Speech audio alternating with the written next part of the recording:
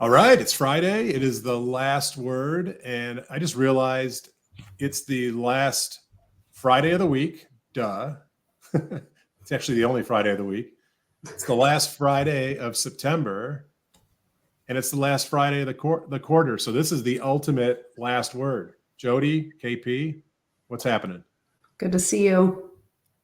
Well, nobody's dying on this call, so it's not the ultimate last word, but it is certainly high on the ranks of last words.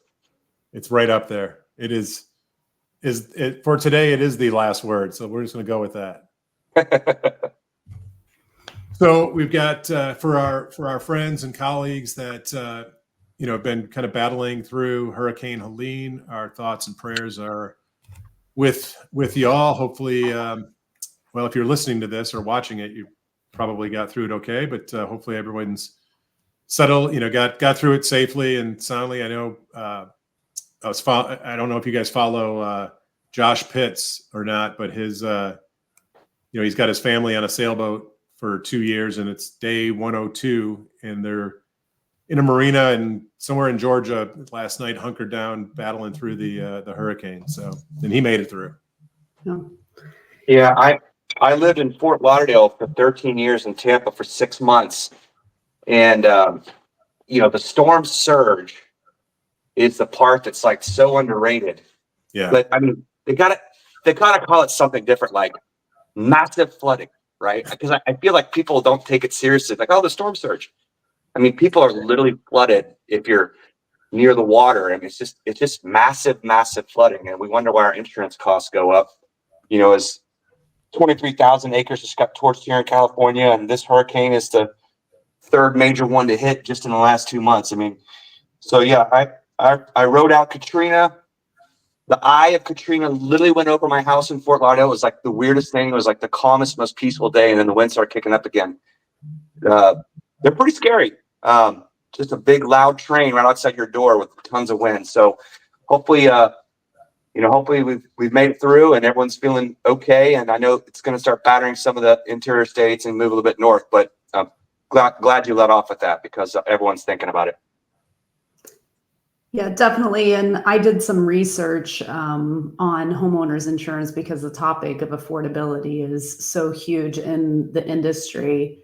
And the average annual homeowners insurance in Florida, if you have hurricane coverage, is $4,400. That's for a $300,000 home. And then the average cost of a home in Florida is over $400,000. And you think about the areas that you typically would carry hurricane insurance, and you're on the coastal areas where the home prices are even more expensive.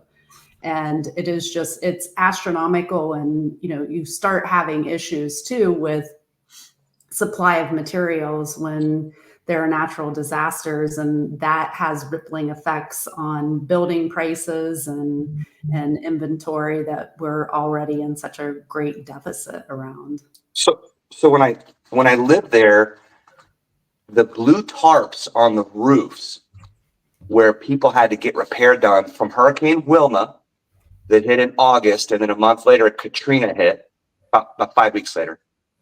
There's blue tarps on roofs to cover up the leaks and the holes that got exposed from the hurricanes.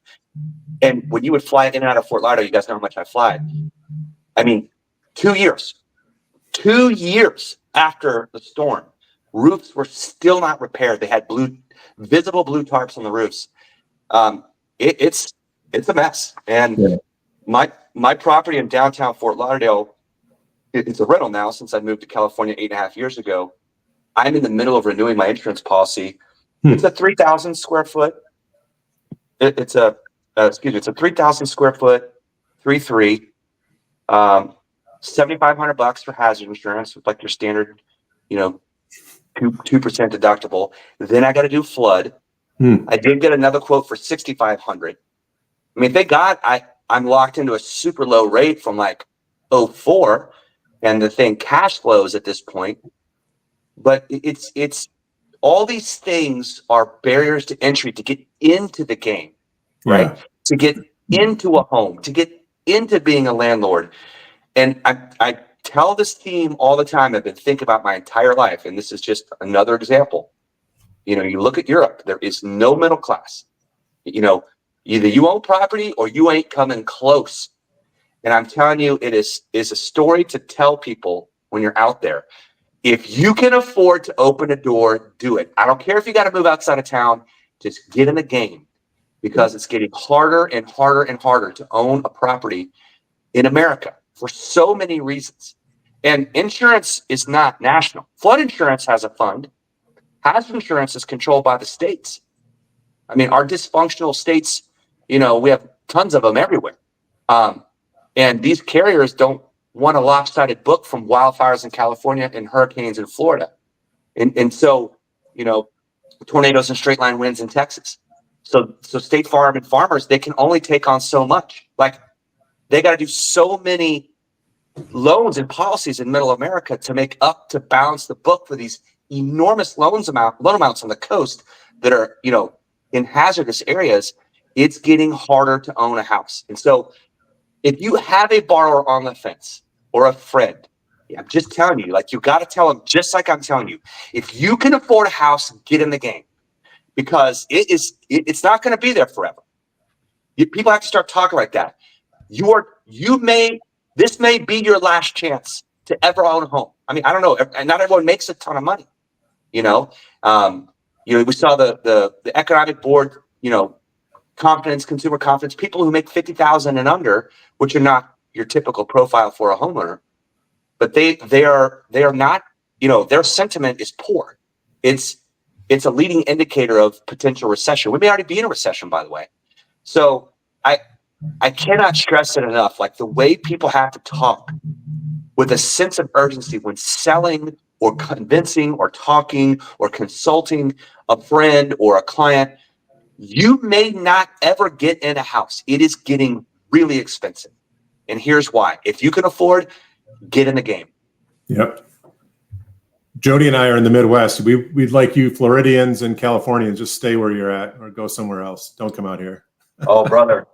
If it wasn't so damn cold, I bet you'd get a lot more influx. They're going to Texas and Florida. The global warming is helping Ohio. Yeah, Michigan too. Yeah. We're now part of the Sun Belt. We've Yes. gone from the Rust Belt to the Sun Belt. Don't tell anyone though, because then take our food and brewery scene and combined it with a sunshine state. It's all over. We won't be able to keep people out.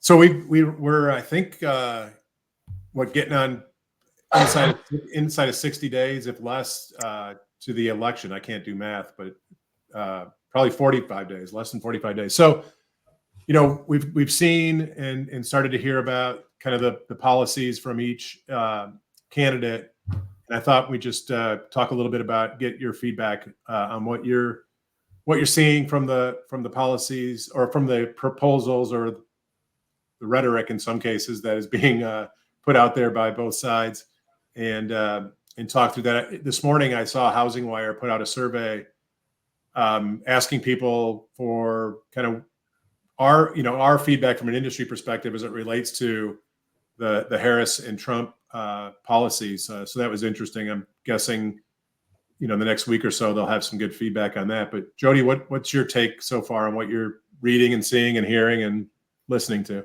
Yeah, I think there is a little bit of concern around the tax credit that Harris has spelled out, just because it will cause a further issue. I know that there's money looking to be put in to increase inventory, but unless we solve the inventory problem, adding more home buyers to the market with a $25,000 tax credit is going to, our home values are going to keep going up and pushing people out of the market just because there isn't the inventory.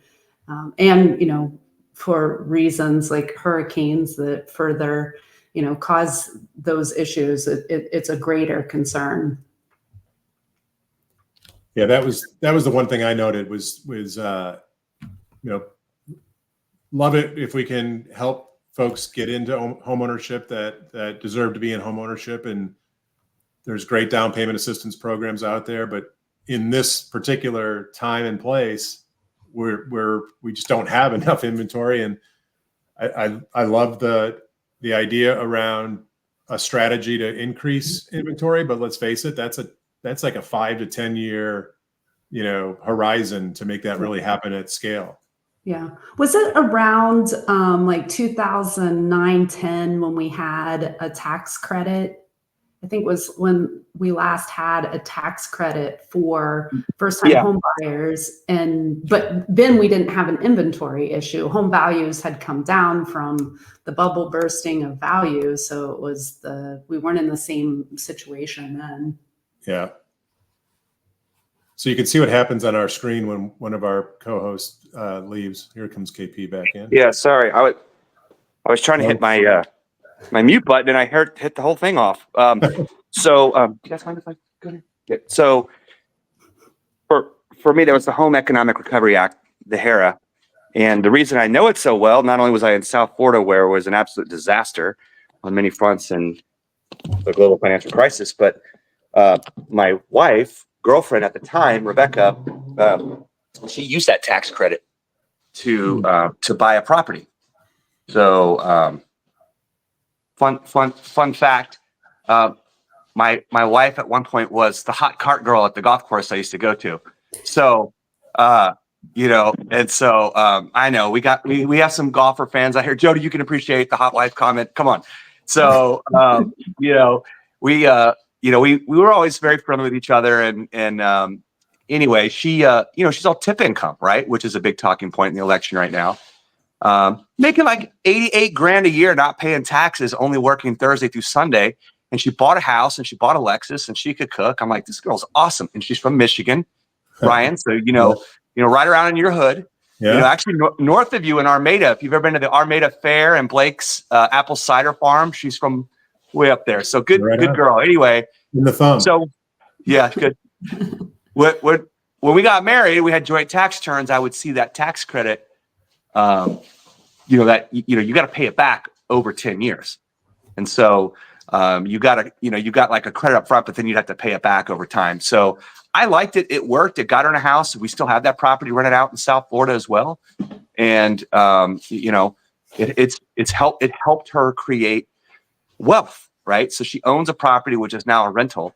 And so I do like that approach. I think it works, but I think it's a different time now because back then we had tremendous supply. Right. We just don't have supply right now, especially the housing stock under $300,000 purchase price. It's just not there. So, let me zoom out and answer your original question. I think both candidates are full of it a little bit to a certain degree. And they're on the campaign trail with less than 5 weeks to go before Election Day. They're going to make promises and hand out the goodies. But at the end of the day, you can only do so much with executive order versus passing bills in Congress. And, if we get, a split Congress again, or maybe one party wins out, but they don't have a supermajority, I just don't see any of this stuff really passing. And so addressing homeowner supply really is a local level permitting, zoning, cost thing. You guys know I build houses on the side with a college buddy of mine. And the amount of permitting and work and everything that goes into building a house, on average in America, it's $100,000 a door before you open it. That's on average, right? Before you put the shovel. Yeah, before the shovel hits the ground.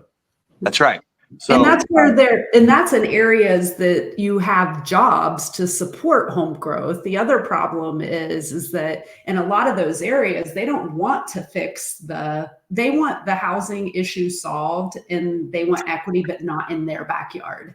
So they aren't going to make it easy to build a $300,000 house because in a lot of the neighborhoods, they feel as though it'll bring their home values down. So it's like, yeah, go solve it, but not in my backyard. So a lot of those zoning issues aren't going to go away at the local level.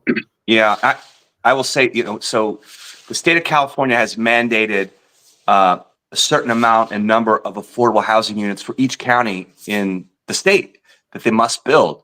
And so it's been a big, to do here in Newport Beach, Costa Mesa is right across the street there. You got Corona del Mar, all these areas. And so if you've ever flown into Santa Ana, John Wayne Airport in Orange County, it's kind of weird. It technically is the city of Santa Ana. And so like this little sliver just kind of juts out from where Santa Ana is, like right wedged in between Costa Mesa and Newport Beach. And there's some apartment complexes and some office buildings and some open space that's over there. And it's where I go to get my bank, and I grab coffee every now and then. There's some, mortgage broker shops that have their companies there. I think, Lone Stream is a company that's not too far from there. So they've kind of settled on putting some affordable housing units, like up to 3,000 units. You guys know I get to the airport in like 7 minutes. So it's like right there. So it's not in my backyard, which I don't have a very big backyard. But it's pretty close. And, there's been a lot of planning that goes on at the local level to decide where to put affordable housing units that this state is mandating be built. And so, as much as California gets a bad rap, it's not business friendly, and there's many reasons to give it, a bad rap. I feel like they're forcing this issue, and they're getting it right. They're forcing people to put affordable housing in their backyard. Yep, for sure. Did you see, I think it's Costco that's building, they're putting Costco at the retail level, and then there's 300 housing units above Costco. Really? It's something In in LA. California. Yeah. I think it's in LA. Yeah. So funny story. I love Costco. It's a great stock to own. I'm not a financial advisor. I am not responsible for your losses, only your profits. But what I will say is I moved here about 8.5 years ago. And we're kind of getting the lay of the land. The kids are young. And so I went on Saturday to Costco. And let me tell you something. I will never go back to Costco ever again. I will never step foot in a Costco until the day I die. And that is a promise. I mean, these people that are there. You can buy a casket there, by the way. But I know, I heard that. So it's like, it's just too crowded. It's crazy. It's so busy. Anyway, I can't do it. But it is crazy. The live, work, play concept where you could just shop, in mass right downstairs and buy like 10 Canon cameras or whatever. I don't know. They have good pizza too at lunchtime. So $1.50 dogs? Come on. So staying on the kind of the legislative front for a moment, the FHFA is being urged by some senators to kind of talk about or really phase in the new energy standards. And in KP, I'm really curious from your perspective in some of the building that you're doing with the houses you guys are working on, how we think these, what we think this impact is on the GSE side, if any, and then just from a practical perspective, what you're seeing from an energy perspective in the construction side of housing, KP. Well, again, I'm in California, so the standards are pretty high, right? So, I think this state always takes it to a level higher than a national level. So we already have so many, codes we have to meet, and they are enforced by the cities. Our projects right now are in Culver City, in LA County, and also in Palm Desert, out in the desert. So desert's not as strict. Look, I own a Tesla. I was in Students Preserving Our Environment organization in 10th, 11th, and 12th grade, growing up north of Dallas. Like, to me, it just makes, I literally collect bottles. I literally collect every plastic bottle or can that I use, and I put them away, and I make my kids take a trip about once a quarter to the OC Recycling Center. And I said, this is your down payment money for your car. So whatever you have, I will match. You're also helping save the environment and being a good human being. So I'm in on all of it. I'm a big fan of it. At a time when housing supply is short, adding more regulation to add more expense. I get the arguments both ways. I think at the end of the day, the biggest driver for cost is lower interest rates, which we now have, and trending down. Do Makes sense. you want to talk about GSE and the talk of privatizing the GSEs? Never going to happen. Never going to happen. It's never going to happen. There's no reason for it to happen. It needs to be a utility. It's just They don't have the supermajority. They don't have the majority. They don't have the guts. It's a piggy bank for the U.S. Treasury. There's no way. It's the dumbest. And I get it. Like, you get these libertarian folks who are like we must do it and get out of the government. There's no way. There's no way. It's not going to happen. Look at what happened with all the private companies during COVID. Okay, and I'm not knocking the private, like the people we sell loans to. I'm not knocking them. Okay, because when the shit hit the fan, you couldn't sell a loan to the people with the biggest pockets at a reasonable price. They were covering their own ass because borrowers weren't making payments. Instantly, no one had enough cash to float this business. And the only one that did was an explicit guarantee from the United States government and backed by the Fed when they said, we'll fund everything, we'll go 0 rates, we'll let you not make your payment, we'll back you up on this, that, and the other. And when that happens again, there's no way any private entity or collection of private entities will ever, ever, ever be able to do what our government can do. So it's just a bunch of kabuki theater. It's never going to happen. It should never happen. It's a utility. It's housing. It's like the biggest wealth creation thing. Why would the government want to give up control of the biggest wealth creation, job creation factor in America? Shelter. There's no way. It's a dumb conversation, but carry on. Still happening. So we know what, if we need to get a reaction out of KP, Yeah, we got privatize GSEs. And we've gone 21 minutes and he hasn't said the 3-letter word that starts with a F and ends with a D. No, but I will say this. The people who work at Fannie and Freddie are incredible. They're amazing. I mean, they're very hard workers. They get it. They get our business. They listen. And I can't imagine, I feel like there's a servitude amongst the cultures at the GSEs that, when you really deal with them on, a constant basis, you lose that vibe when it becomes a private company. Yeah. Because then it's about us and the bottom line and us winning and beating everybody else and dominating and all that stuff. Like that ain't going to fly for housing. Yeah. And not to mention really poor for the, low to moderate income buyers. We think that people are priced out of the market today. It would crush. We definitely would eliminate the middle class. Yeah. I was going to say that I know the GSEs get knocked at times for kind of the slow movement that the change takes a long time, but there is some pretty innovative stuff that happens within the GSEs and directly in support of the mission borrowers, and so absent in a private purely private world, I agree that innovation is going to get stifled, and the innovation is going to tend to be at the jumbo, the closer to the jumbo side of the world than not.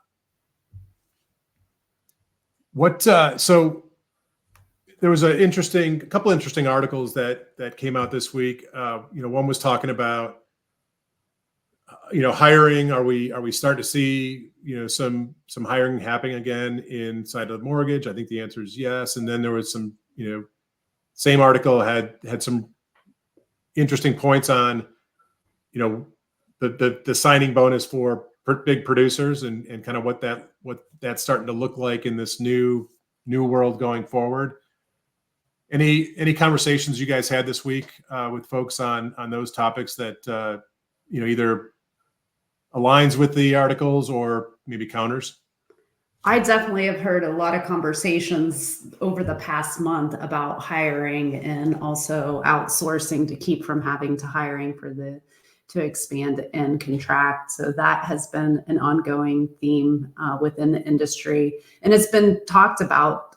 It's been talked about since rates went down and there were layoffs, and so many people are behind the 8 ball and they haven't done anything in the process, and all of a sudden they're going to want to turn on outsourcing or they're going to be trying to hire again. Even with a small increase in applications, people are feeling they've cut so thin that they're feeling the impacts of having done those cuts and not having something lined up to be able to handle the business with small blips and, in refi. It is the problem of our industry that, some have solved with assembly line fulfillment, right? Technology that enables that. But this is where technology comes in and helps the people that are working in the business do more.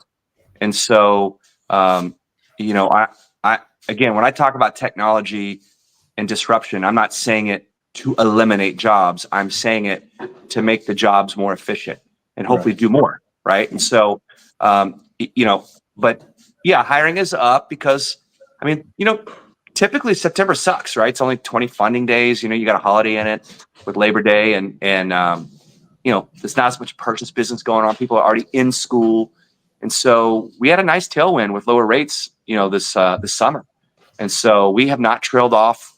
I think there was 22 funding days in August versus 20 this month, and our locks are going to outright beat August, not just on a per day, but just an aggregate number, gross number, and so that's a nice tailwind going into the spring purchase season next year with more Fed rate cuts coming.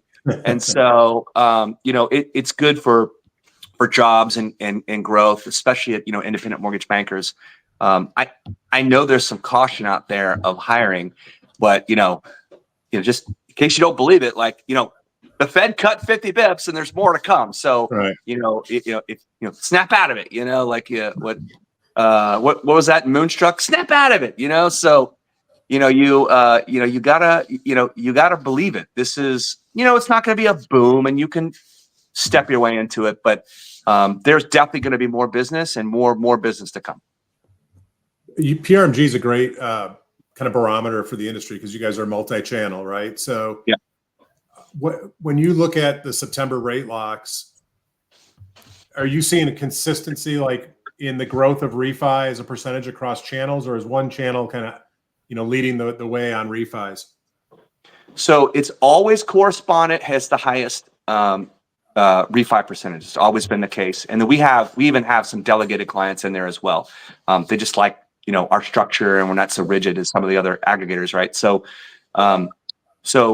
correspondent, in a normal market where there is refinances, okay, not a normal purchase market. Yeah. It's typically correspondent is about 55% purchase. Wholesale is typically about 65% purchase, and retail is usually 89 to 90% purchase. And so that's typically the breakdown in the mix. And so, but this is going to be a different animal. The servicers are really good now. Right. They're really good at retention. And I know we talk about this a lot. And this trigger lead bill that's going to go through, servicers still get to use triggers. Yeah. Not that trigger leads is like this end all be all panacea. It's just, to me, the point of the bill is just to get rid of the 50 phone calls that come from every Tom, Dick, and Harry once the credit report's pulled. I don't care that servicers have triggers. We're a servicer on a small, very small extent. We use Trust Engine and, the former sales boomerang. We use those triggers. It's just a conversation starter. The relationship is with the originator. That's usually what wins out, in my opinion. But servicers are really good. They're the best they've ever been. They're on their game. They paid a lot for servicing. They don't want to lose the loan of the borrower. And so I'll be interested to watch that battle continue to play out. Yeah, from that relationship perspective, though, it seems like unless your Robin Clayton is her actively marketing on behalf of the loan officers to keep that relationship, there's not a large percentage of loan officers who do a good job of keeping themselves at the forefront of it's, if you're not marketing for them, you're not going to win that game.